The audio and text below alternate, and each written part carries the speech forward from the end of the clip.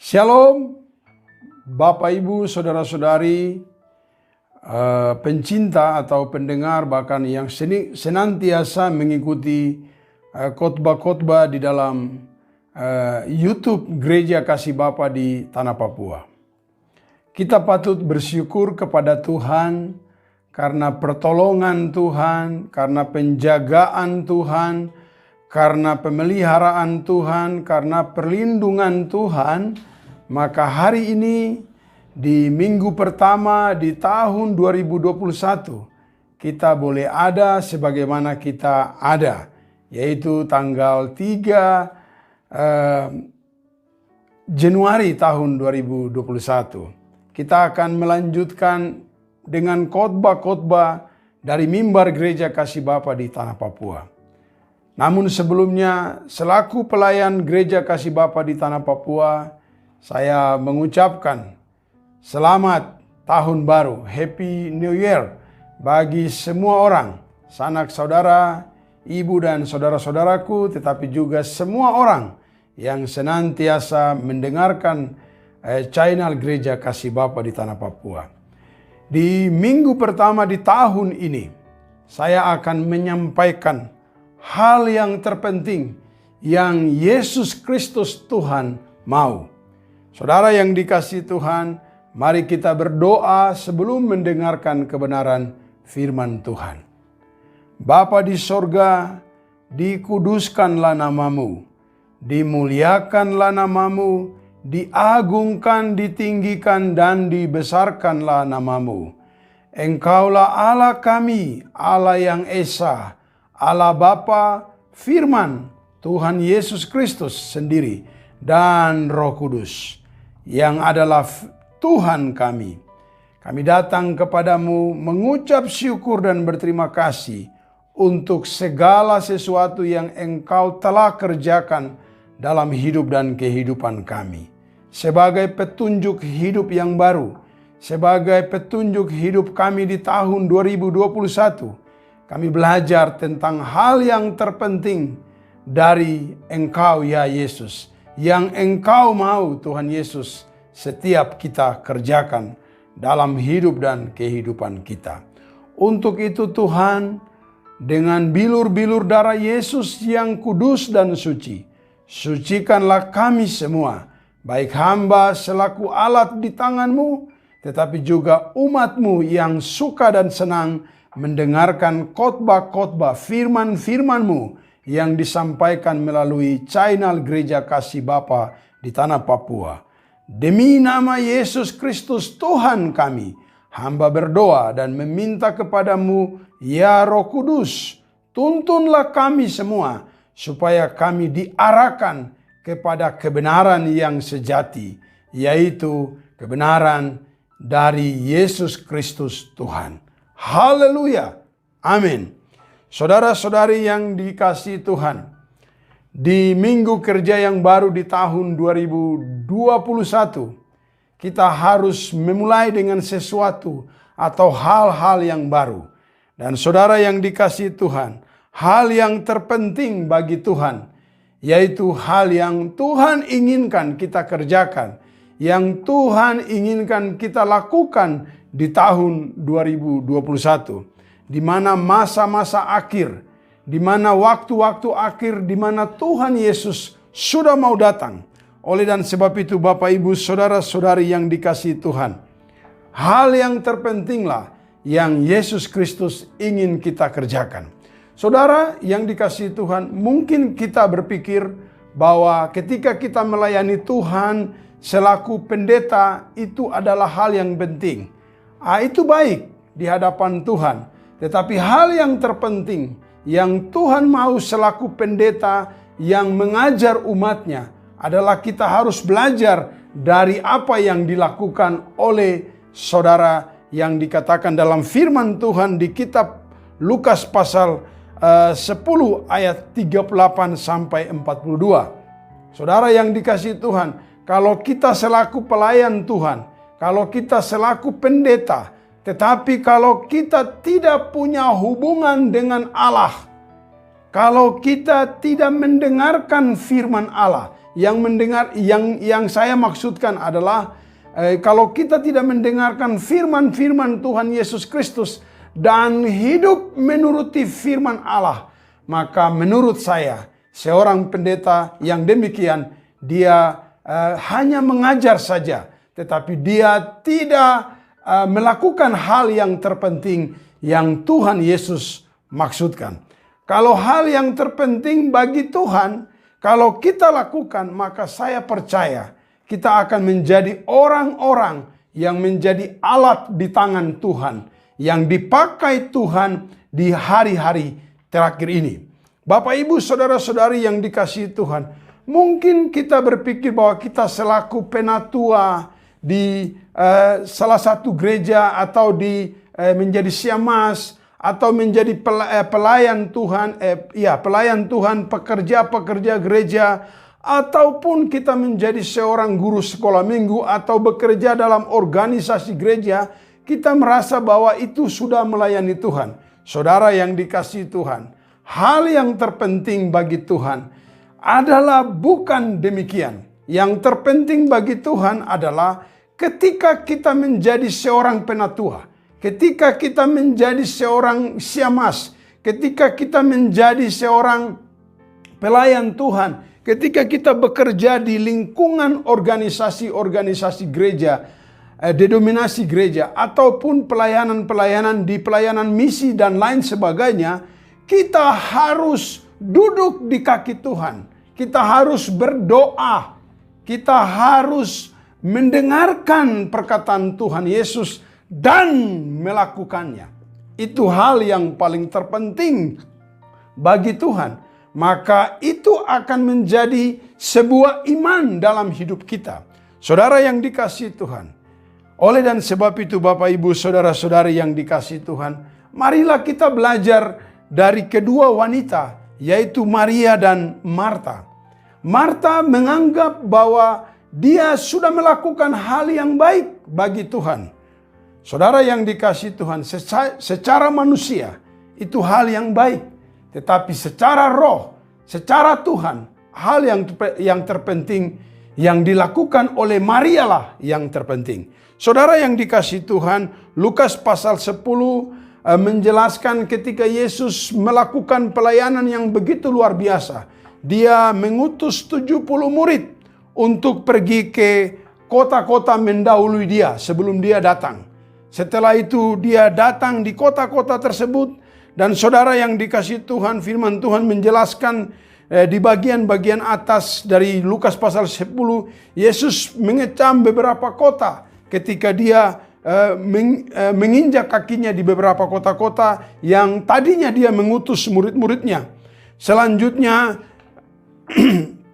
Yesus mendengarkan kabar dari ke-70 murid yang sudah dia utus. Dan selanjutnya Yesus berkata dalam ucapan bahagia.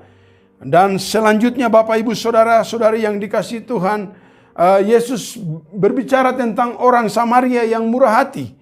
Dan selanjutnya Yesus menyempatkan diri untuk datang ke rumah Maria dan Marta. Saudara-saudari yang dikasihi Tuhan, di Lukas pasal 10 ayat 38 berkata, ketika Yesus dan murid-muridnya dalam perjalanan, tibalah ia di sebuah kampung. Seorang perempuan yang bernama Marta menerima dia di rumahnya. Yesus singgah di rumah Marta. Dan Marta ini mempunyai saudara perempuan yang namanya Maria. Saudara yang dikasihi Tuhan, Yesus menyempatkan diri di rumah seorang perempuan yang bernama Marta tadi. Dan saudara yang dikasihi Tuhan, karena Yesus adalah guru, Yesus adalah rabi. Bagi orang Israel, rabi itu seorang yang terpintar, seorang yang terkenal, seorang yang mengajarkan perkataan-perkataan Allah. Maka Yesus dihargai, maka Yesus disuguhkan oleh Marta dengan pelayanan yang begitu luar biasa. Saudara yang dikasihi Tuhan, firman Tuhan berkata, sedang Marta sibuk sekali melayani. Di ayat yang ke-40, ia mendekati Yesus dan berkata, Tuhan, tidakkah engkau peduli bahwa saudaraku saudaraku membiarkan aku melayani seorang diri, suruhlah dia membantu aku. Saudara, pertama kali Maria mengambil tindakan untuk melayani Tuhan karena dia menghargai Tuhan. Saudara yang dikasihi Tuhan, Maria menganggap itu hal yang baik dan itu dia lakukan. Dan saudara yang dikasihi Tuhan, ketika dia melakukan pelayanan itu dan ternyata terbukti bahwa dia bersungut-sungut. Dia bilang kalau dalam bahasa dialek Papua sehari-hari, maksudnya mungkin begini, guru, kok tidak sayang saya kah? Saya layani kok baru sapu ade Maria nih terus duduk di kaki duduk di kopu kaki. Saudara, secara tidak langsung apa yang Marta lakukan, dia menganggap itu penting, itu baik, tetapi dalam pelayanan di hadapan Tuhan itu tidak penting yang dia lakukan. Saudara yang dikasihi Tuhan, akhirnya apa yang terjadi saudara? Menurut Marta itu baik, tetapi menurut Tuhan itu belum tentu itu baik. Akhirnya apa yang terjadi? Marta melayani Tuhan tetapi dia bersungut-sungut. Saudara yang dikasihi Tuhan, ada banyak hari ini pendeta-pendeta, ada banyak hari ini pelayan-pelayan Tuhan, ada banyak hari ini bahkan hamba-hamba Tuhan, bahkan ada banyak hari ini orang-orang yang bekerja di pelayan-pelayan Tuhan tetapi bersungut-sungut. Bersungut-sungut yang saya maksudkan adalah orang-orang yang melayani Tuhan tetapi fokus mereka tidak kepada Tuhan. Saya ulangi, bersungut-sungut mereka yang saya katakan adalah dorang melayani Tuhan tetapi dorang tidak fokus kepada Allah, kepada Tuhan. Itulah sebabnya mereka dikatakan bersungut-sungut seperti Maria. Ketika mereka tidak berfokus kepada Tuhan, akhirnya persungutan itu muncul. Saudara yang dikasihi Tuhan, ketika kita tidak fokus kepada Tuhan di dalam melayani Tuhan, maka yang terjadi adalah fokus kita kepada uang. Kalau sudah fokus kita kepada uang, maka kita akan pakai nama Tuhan. Untuk apa? Untuk perut kita. Yang penting kita. Yang penting kita. Akhirnya muncullah iri hati. Kalau ada satu hamba Tuhan yang dipakai Tuhan luar biasa, dia menyampaikan khotbah dan menegur dosa-dosa, akhirnya ada pendeta-pendeta yang lain yang juga melayani Tuhan, menyampaikan firman Tuhan, tetapi iri hati. Kenapa demikian? Karena dia mungkin melihat seorang hamba Tuhan yang dipakai Tuhan luar biasa.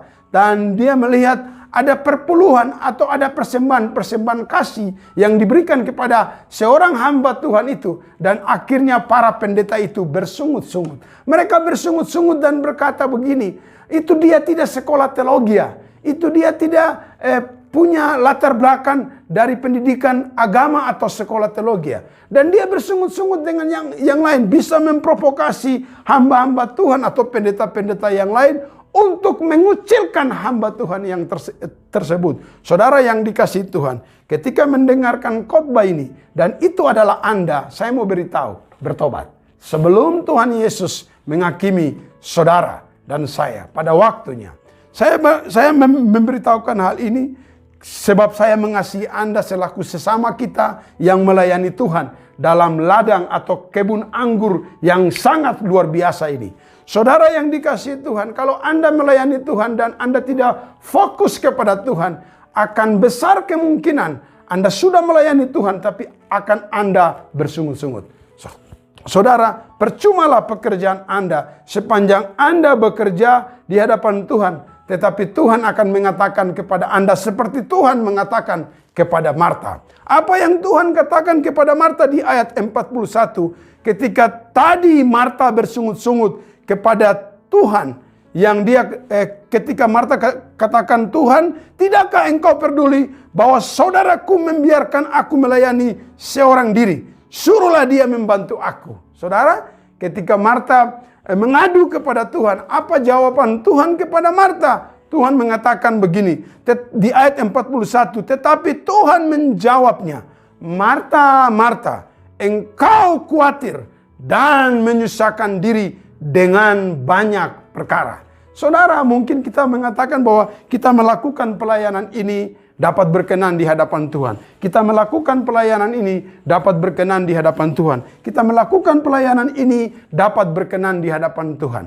Saudara yang dikasihi Tuhan, itu mungkin baik.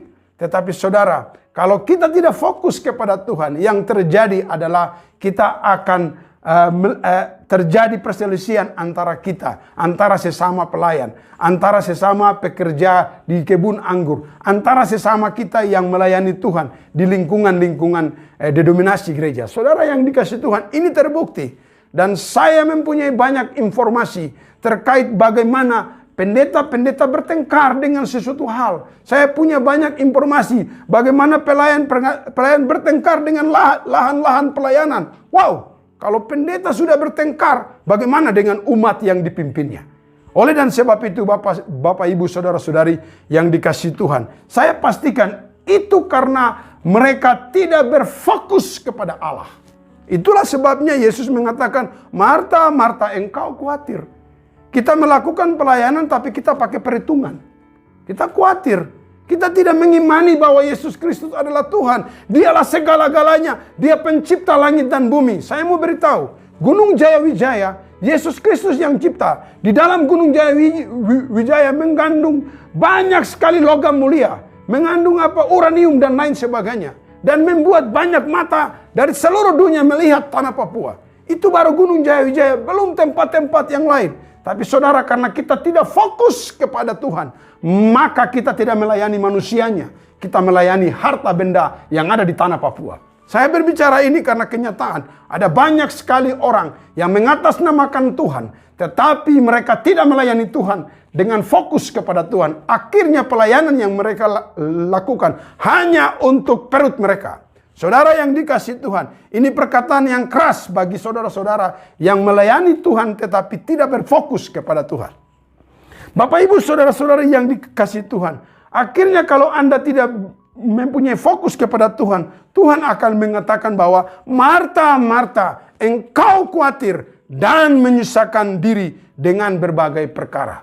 Saudara yang dikasihi Tuhan, kondisi hari tahun 2021 ke depan ini adalah kondisi di hari-hari yang terus menjadi masa-masa yang sukar.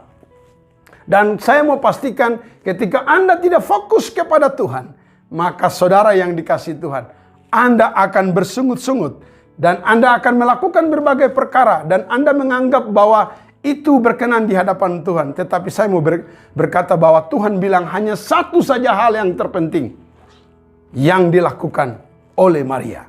Oleh dan sebab itu Bapak Ibu saudara-saudari yang dikasihi Tuhan, selaku hamba-hamba Tuhan, selaku pelayan-pelayan Tuhan, selaku para pendeta, selaku penatua syemasi, orang-orang yang bekerja di lingkungan gereja, di lingkungan denominasi gereja, dimanapun saja, saya mau beritahu pesan ini. Yesus mau, Tuhan mau kita belajar dari Maria, saudara Marta. Apa yang Maria lakukan, saudara? Yang Maria lakukan, Yesus katakan hal yang terpenting. Di ayat 42, Yesus berkata, hanya satu saja yang perlu. Haleluya. Hanya satu saja hal yang perlu. Maria telah memilih bagian yang terbaik. Saudara, satu hal yang perlu dan bagian yang terbaik diambil oleh Maria, saudara Marta. Dan apa yang dilakukan oleh Maria tidak akan diambil daripadanya. Yesus mengatakan di ayat 42, tetapi hanya satu saja hal yang perlu.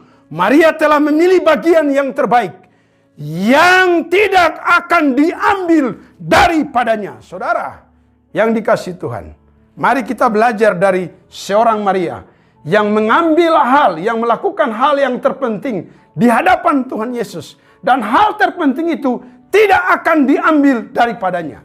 Oleh dan sebab itu Bapak Ibu saudara-saudari, selaku pelayan gereja Kasih Bapa di tanah Papua yang berkata-kata saat ini, saya mau sampaikan kepada Anda hanya satu hal saja yang terpenting di hari-hari terakhir ini, di akhir zaman ini, yang Yesus ingin kita lakukan selaku pelayan-pelayan Tuhan, selaku umat Tuhan, yaitu di ayat 39 firman Tuhan menjelaskan di bagian B, Maria duduk di kaki Tuhan dan terus mendengarkan perkataannya.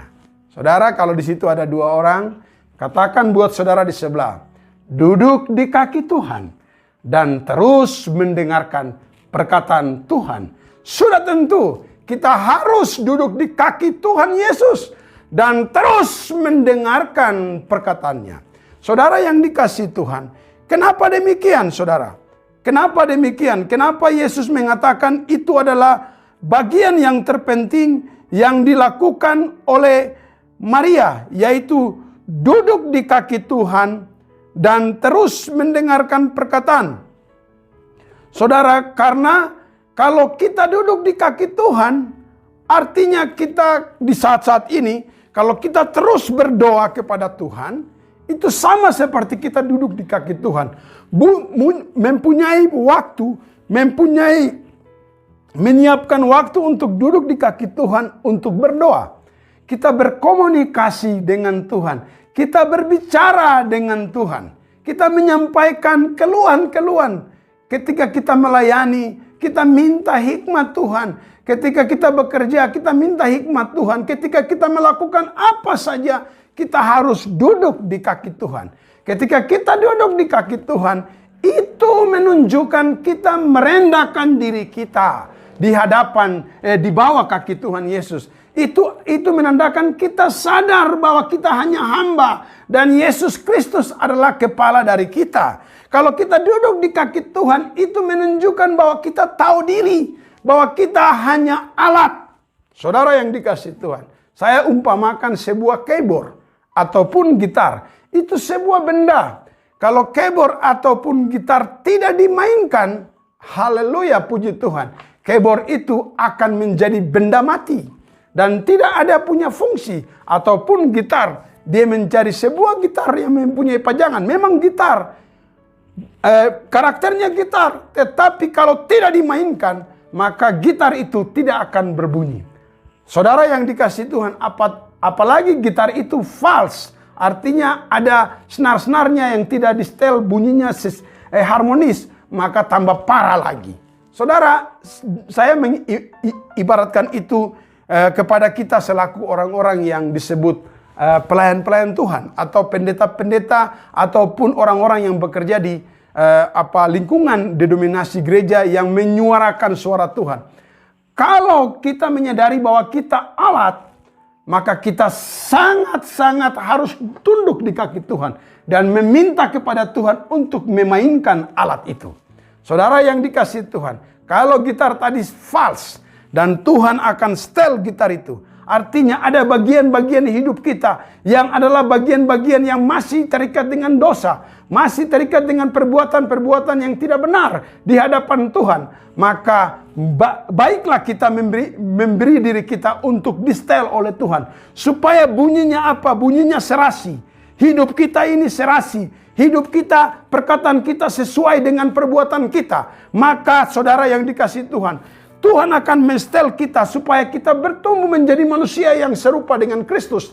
Dan ketika dimainkan oleh Tuhan, saudara, bunyinya akan merdu. Dan ketika bunyinya akan merdu, dia akan menjadi berkat bagi banyak orang.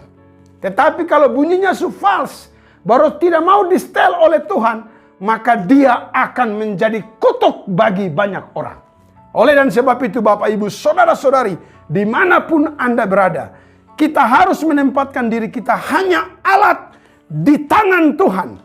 Oleh karena kita alat, maka kita harus duduk di kaki Tuhan dan terus berdoa kepada Dia, meminta pertolongan, meminta segala sesuatu dari Tuhan, supaya Tuhan memberi kita hikmat, kemampuan, dan nilai-nilai, dan Tuhan memberikan kita pengajaran-pengajaran yang baru, sesuatu yang baru untuk apa? Untuk umat kita menikmatinya. Saudara yang dikasihi Tuhan, itu yang pertama. Sebagai pelayan Tuhan, sebagai hamba-hamba Tuhan, sebagai pekerja di kebun anggur Tuhan, kita harus duduk di kaki Tuhan. Kita harus punya hubungan intim dengan Tuhan. Sebab itulah yang terpenting di hadapan Tuhan. Saudara, bukankah kalau kita berhubungan dengan Tuhan dalam doa, dalam roh, itulah yang dikatakan bahwa akan ada akan datang dan sudah ada penyembah-penyembah yang benar, yang menyembah Tuhan dalam roh dan kebenaran. Saudara, Yesuslah kebenaran yang sejati. Dan yang kedua, Yesus mengatakan bahwa Maria duduk di kaki Tuhan dan terus mendengarkan perkataan Tuhan. Saudara, haleluya, puji Tuhan. Ketika kita mendengarkan perkataan Tuhan Yesus, ketika kita terus mendengarkan perkataan Tuhan Yesus, saudara perhatikan, saudara akan mengalami yang disebut pertumbuhan iman. Haleluya. Oleh dan sebab itu Bapak Ibu Saudara-saudari yang dimanapun Anda berada, ada dua hal yang Maria lakukan dan itu merupakan bagian yang terpenting yang sendiri dikeluarkan oleh Yesus Kristus punya mulut. Yesus Kristus berfirman, Yesus Kristus berkata, hanya satu saja hal yang terpenting dan Maria melakukan itu. Maria melakukan apa? Dia duduk di kaki Tuhan dan dia terus mendengarkan perkataan Tuhan Yesus Kristus. Saudara, kalau Anda supaya gampang, saya menganjurkan untuk Anda buka YouTube Gereja Kasih Bapa di Tanah Papua dan Anda ketik perkataan-perkataan Tuhan Yesus.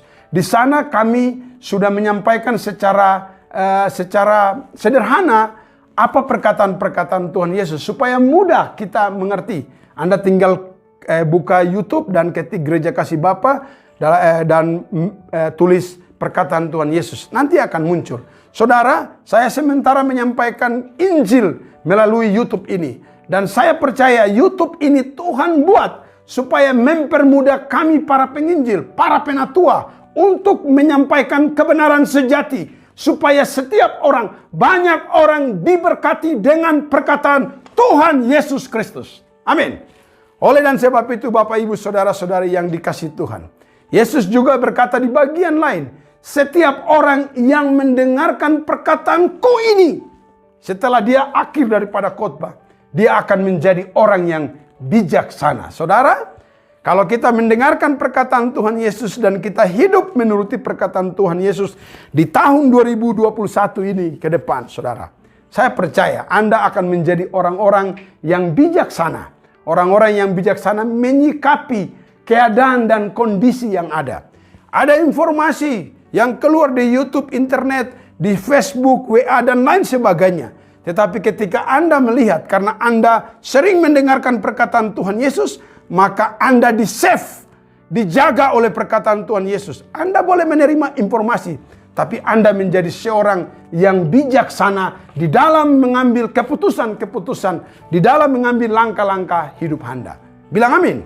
Saudara yang dikasihi Tuhan, itulah sebabnya kekuatan perkataan Tuhan Yesus begitu luar biasa. Oleh dan sebab itu, Yesus berkata bahwa Maria telah mengambil bagian yang terpenting. Saudara, ketika kita mendengarkan perkataan Tuhan Yesus, ketika kita mendengarkan perkataan Kristus, maka iman kita akan timbul. Saudara, ada banyak orang Kristen yang berkata dia beriman kepada Yesus Kristus.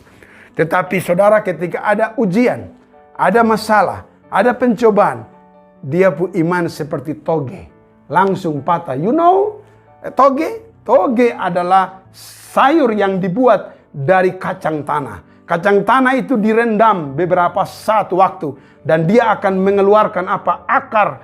Dia keluar daripada kacang itu, kacang hijau. Dan dia akan keluar, tapi dia pun akar itu sangat-sangat lembut dan disentuh langsung patah. Saya mengibaratkan orang Kristen yang berbicara bahwa dia adalah beriman kepada Yesus Kristus, tapi kena ujian langsung lari ke tempat lain. Tidak pergi lari menjauh daripada imannya. Dia pergi kepada dukun-dukun, spiritual yang lain. Dia pergi kepada hal-hal yang keliru. Dia pergi mendengarkan informasi-informasi atau nasihat-nasihat yang menyesatkan dia. Dia tidak mendengarkan nasihat atau perkataan-perkataan Tuhan yang menyelamatkan dia. Saudara, supaya iman kita timbul, itu ada syaratnya. Iman timbul itu karena kita mendengar akan perkataan-perkataan Kristus. Roma pasal 10 ayat 17 berkata, jadi iman timbul dari pendengaran dan pendengaran oleh firman Kristus. Itulah sebabnya Yesus mengatakan kepada Marta, Marta, Marta, kau bikin susah kau diri.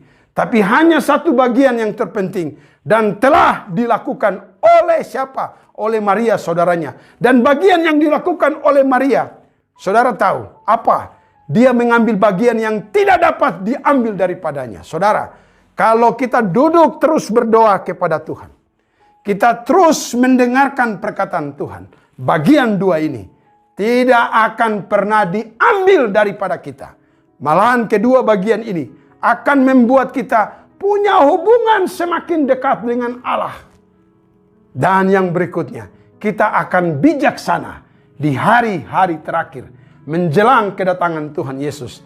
Kita akan lebih memilih hal-hal yang supernatural. Kita akan lebih memilih hal-hal yang berhubungan dengan Allah, berhubungan dengan Yesus Kristus dibanding dengan hal-hal dunia. Saudara, 10 tanda yang dikatakan di kitab Matius sudah tergenapi. Sekarang bagaimana caranya supaya kita hidup bijaksana menunggu waktu Tuhan? Kita harus belajar dari Maria, saudara Marta. Duduk di kaki Tuhan dan terus mendengarkan perkataan Tuhan Yesus Kristus. Tuhan Yesus memberkati saudara dimanapun saudara berada. Haleluya. Kita berdoa. Bapa, saya berdoa dalam nama Yesus. Berkatilah setiap orang yang mendengarkan YouTube ini.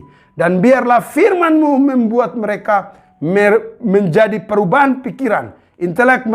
Intelektual mereka berubah. Mereka akan mengambil sikap belajar dari Maria, saudara Marta. Ketika Engkau datang di rumah mereka, Maria duduk di kaki Engkau Tuhan Yesus dan terus mendengarkan perkataan-Mu. Itulah bagian yang harus kami ambil. Di dalam nama Yesus, urapan kuasa Allah memberkati setiap Anda yang mendengarkan YouTube ini. Amin.